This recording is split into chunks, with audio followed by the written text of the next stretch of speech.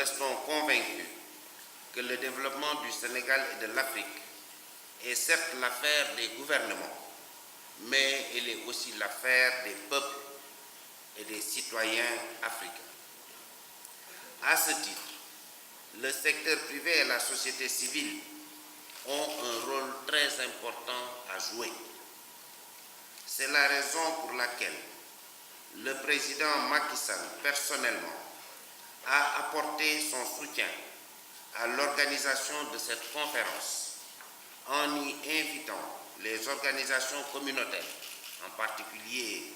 le NEPAD, la CEDEAO, l'UEMOA, qui, en dépit de courts délais de préparation,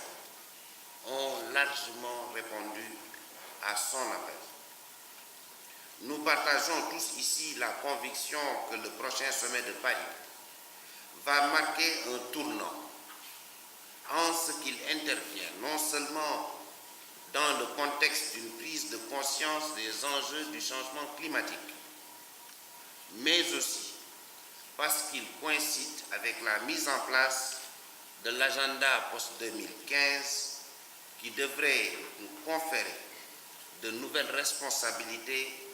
dans la gouvernance économique et environnementale mondiale. Car, comme vous le savez, la 70e session de l'Assemblée générale des Nations unies vient d'adopter le programme de développement pour l'horizon 2030. Nous sommes donc engagés dès maintenant à mettre en œuvre des stratégies nationales et locales en vue d'atteindre les 17 objectifs de développement durable, c'est-à-dire les ODD qui viennent remplacer les OMD adoptés au sommet du millénaire en 2000. Le moment de la présente conférence ne pouvait être mieux choisi. En effet, nous sortons de New York avec un programme d'action qui donne une place de choix à l'accessibilité de l'énergie à tous, de l'énergie de tous, à l'accessibilité plutôt de tous à l'énergie, conformément à l'objectif de développement durable numéro 7, à savoir garantir l'accès de tous à des services énergétiques fiables, durables et modernes, et ceci à un coût abordable. Nous nous acheminons vers Paris, où est attendu un accord cadre sur le climat qui devrait déterminer les voies et moyens technologiques, juridico-institutionnels et financiers pour réduire les émissions de gaz à effet de serre. Dans cette dynamique, le développement et la promotion des énergies renouvelables, sujet de vos discussions durant ces 2 jours, constituent des éléments d'engagement forts que les gouvernements et autres acteurs de développement doivent désormais porter pour participer efficacement à la lutte contre les conséquences négatives des changements climatiques et contre également la pauvreté. Sous ce rapport, l'Afrique, qui a encore à relever le défi de son développement économique et social, a une part de responsabilité particulière à assumer qui mérite d'être correctement appréhendée et prise en charge. C'est pourquoi votre initiative, Monsieur le Président, Monsieur le ministre Abdou Fall, d'une participation concertée du secteur privé et de la société civile africaine à cet important rendez-vous de la communauté internationale est du plus grand intérêt. Mesdames, Messieurs, l'Afrique n'a plus le droit de disposer du potentiel le plus important au monde en matière de ressources énergétiques renouvelables et continuer d'accuser le retard qu'il connaît en matière d'accès aux services universels de l'électricité. C'est dire donc qu'au-delà des ambitions volontaristes, fort louables du reste, de l'Union africaine, du NEPAD, de la CEDEAO et de l'UEMOA, faveur du développement des énergies renouvelables, c'est toute la gouvernance continentale du secteur qui est en jeu. De ce point de vue, le Sénégal a déjà réaffirmé cette ambition dans le plan Sénégal émergent, à travers le plan de relance énergétique intégré et l'accès universel à l'électricité. Pour y parvenir, sur décision du président Macky Sall, il a été mis en place un dispositif législatif et réglementaire avec la loi d'orientation sur les énergies renouvelables, afin d'atteindre, vous l'avez dit, Monsieur le ministre, un taux de 20% en énergie renouvelable dans le mix énergétique projeté à l'horizon 2017.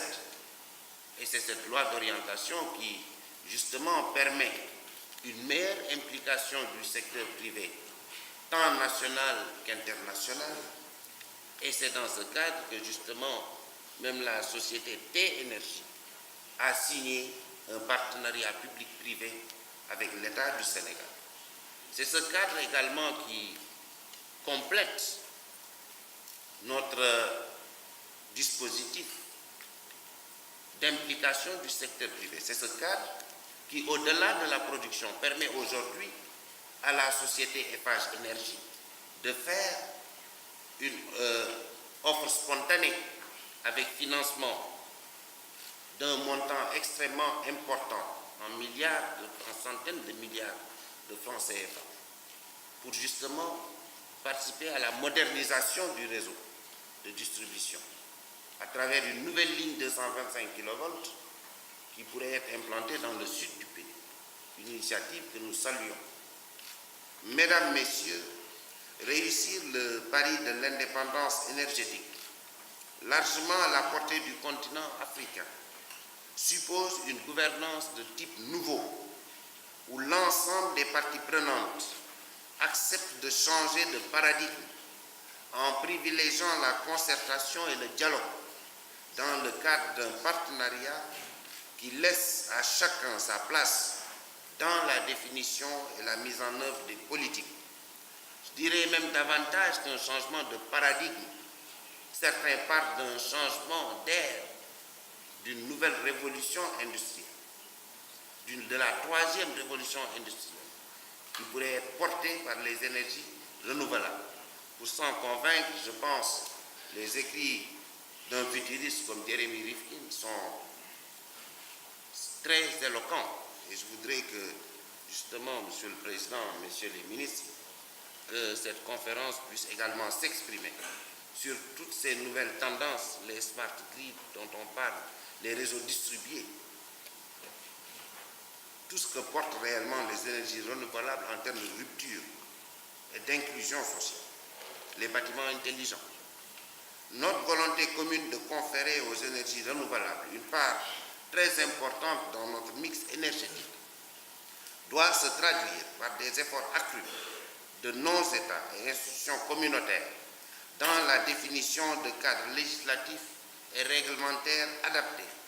dans la mise en place de mécanismes de financement appropriés, dans la promotion de la recherche et des technologies innovantes,